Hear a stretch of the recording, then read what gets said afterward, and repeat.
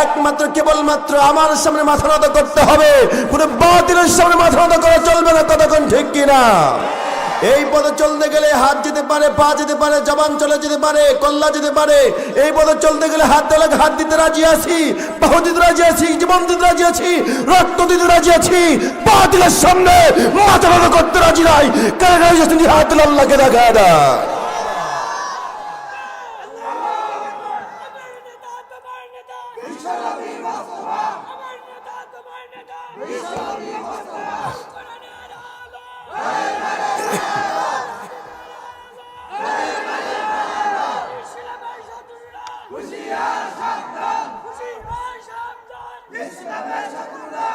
সকলে করে আমিন।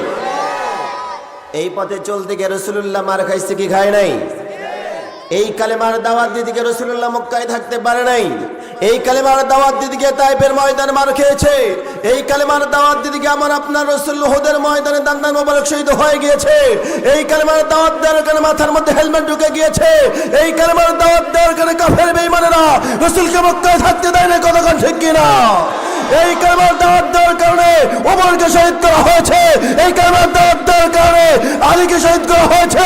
এই কালেমার দাওয়াত দেওয়ার কারণে ওসমান জিন্নুরাইনকে কোন অবস্থায় শহীদ করে দিয়েছে।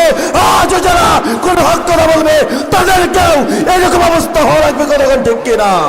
আমরা জেনে বুঝে এই পথে সামিল হয়েছি, এই মিশনে তাকবীর দিয়েছি কাপুরুষের মতো বলার জন্য নয়, আল্লাহ রাস কায়েম করার জন্য। কথা বলেন ঠিক কিনা? এলো হয়ে এলো যে মুহাম্মদ রাসূল,